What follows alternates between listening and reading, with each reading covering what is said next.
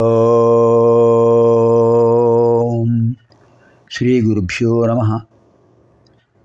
నమో దేవ్యై మహాదేవ్యై శివాయై సతతం నమః. నమః ప్రకృత్యై భద్రాయై నియతాః ప్రణతాస్మతాం. శృతిస్మృతిపురాణానాం ఆలయం కరుణాలయం. నమామి భగవత్పాదం శంకరం లోకశంకరం.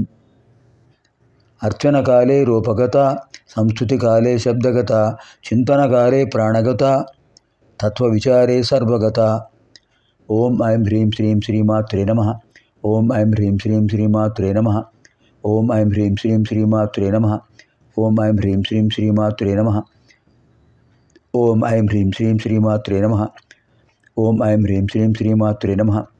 ఓం ఐం హ్రీం శ్రీం శ్రీమాత్రే నమః. ఓం ఐం హ్రీం శ్రీం శ్రీమాత్రే నమః. ఓం ఐం హ్రీం శ్రీం శ్రీమాత్రే నమః. ఓం ఐం హ్రీం శ్రీం శ్రీమాత్రే నమః. ఓం ఐం హ్రీం శ్రీం శ్రీమాత్రే నమః. వాగ్భవ కామరాజకోట విజయం. వాగ్భవకోటం అయిపోయింది. కామరాజకోటంలో హాసాక 3 బీజాక్షరాలతో 320 మంత్రాలు పూర్తి చేశాం.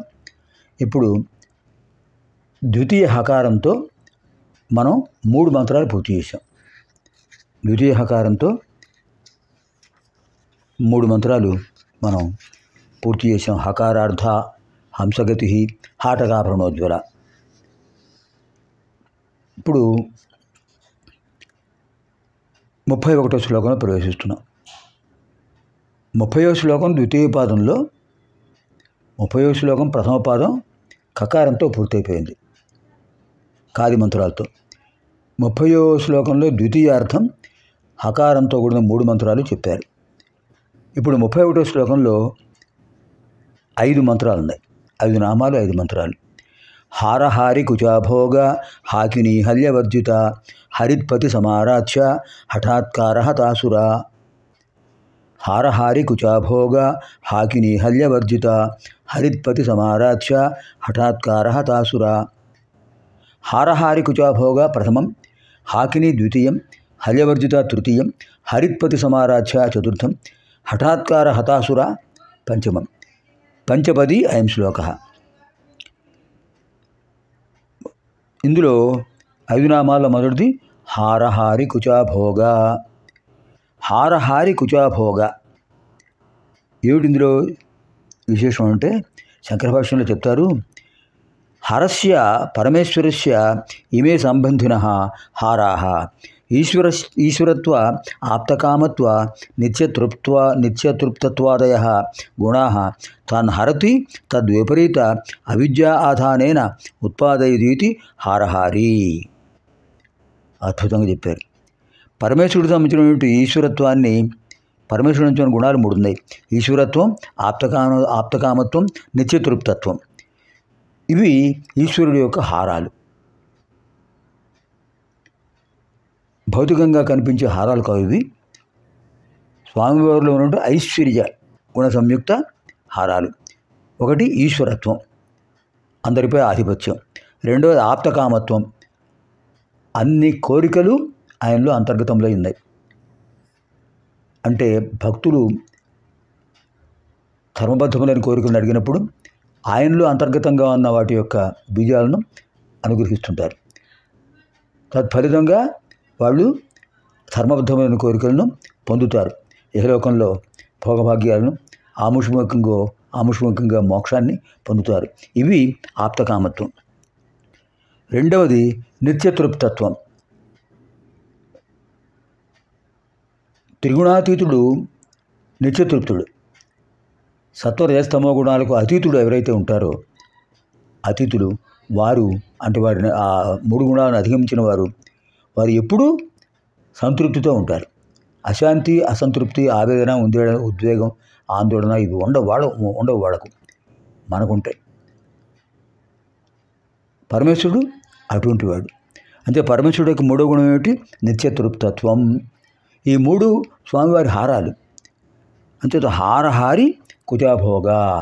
అటువంటి హారాలు ధరించినటువంటి ఆ పరమేశ్వరుడు యొక్క అర్ధాంగి స్వామివారికి ఆనందం కలిగించే అద్భుతమైన సౌందర్యం కలిగిన వారు కనుక హారహారి కుచాభోగ అని చెప్పారు. తర్వాత హాకిని. హాకిని హా హ అంటేనే విశేషమైన రుణం. హ హ హ లోపల ఉన్నటువంటి కల్మషం అంతా బయటకు వచ్చేస్తుంది. అది హకారం. హాకిని. హాకిని నామ హాకయతు జన్మమరణే ఛేదయతి ఇది హాకిని. హాక్ ఛేదే ఇది ధాతుపాఠాత్. హాక్ అనే ధాతువుకి ఛేదే ఛేదించుట అని అర్థం. ఏమిటి ఛేదించేది? హాకయతు జన్మమరణే.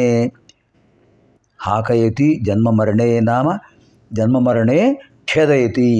జనన మరణాలను ఛేదించే విశేషమైన తత్వమే హాకిని. అమ్మవారు హాకిని స్వరూపిణి.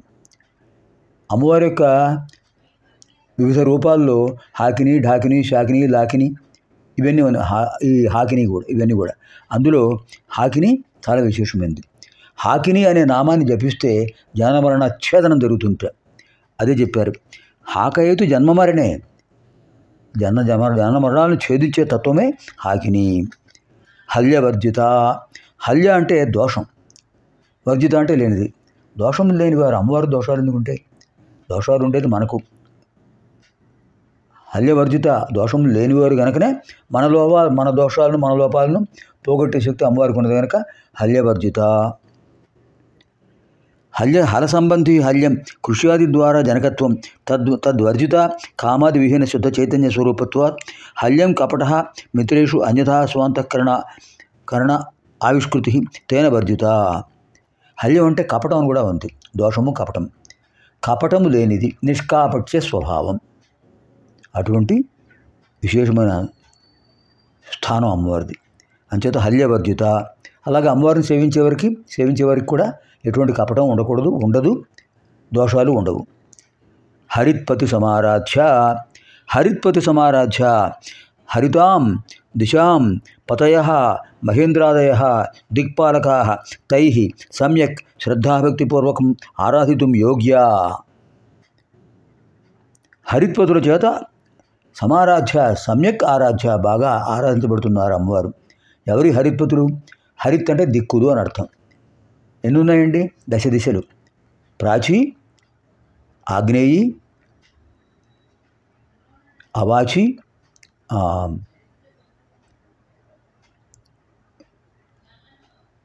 తర్వాత నైరుతి, పశ్చిమ, ప్రాచీ, తర్వాత అర్వాచి అది అర్వాచి, ఇది అర్వాచి పశ్చిమం. వాయువ్యం ఉదీచి ఉత్తరం, ఈశాన్యం, ఊర్ధ్వదిశ అధోదిశ. తూర్పు, ఆగ్నేయం, దక్షిణం, నైరుతి, పశ్చిమం, వాయువ్యం, ఉత్తరం, ఊర్ధ్వదిశ, అధోదిశ. దశ. ఈ దశ దిక్కులలోనూ ఉన్నటువంటి ఆ పరిపాలకులు ఎవరు? దిక్పాలకులు. వాళ్ళు హరిత్పతులు అంటే దిక్కులకు అధిపతులు. వారందరూ కూడా అమ్మవారిని ఆరాధిస్తుంటారు కనుక హరిత్పతి సమారాధ్య. దిక్పాలకులతో ఆరాధించబడుతున్నారు. తర్వాత చాలా విశేషమైన మంత్రం ఉండేది. హఠాత్కార హతాసురా. హఠాత్కార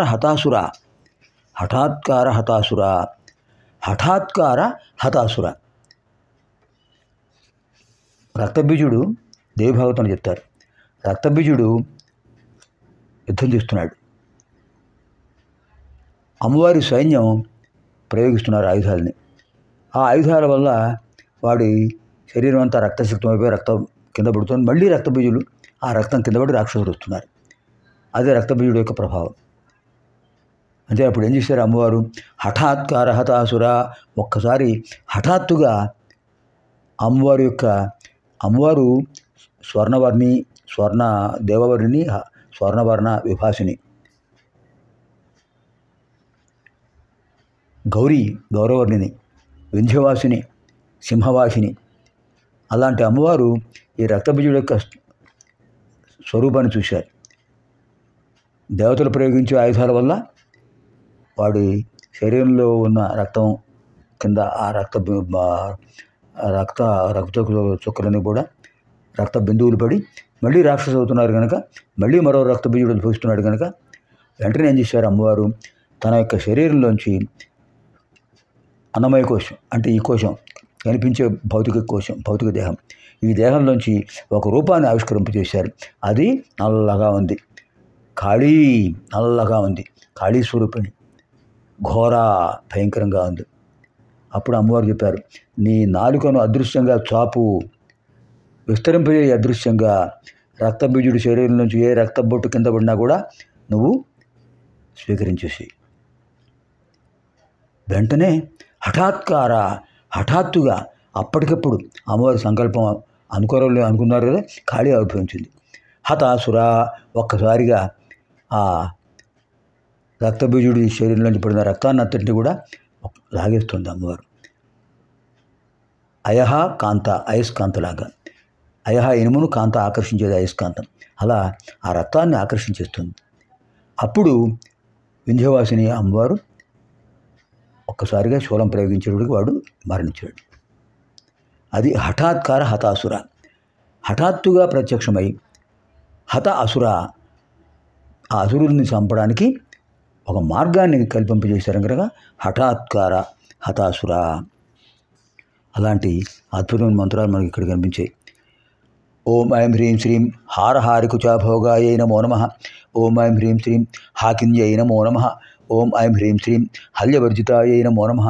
ఓం ఐం హ్రీం శ్రీం హరిత్పతు సమారాధ్యాయై నమో నమః. ఓం ఐం హ్రీం శ్రీం హఠాత్కార హతాసురాయై నమో నమః. సర్వేభ్యः శ్రీదేవ్యాः దివ్యానుగ్రహప్రాప్తిరస్తు. స్వస్తి.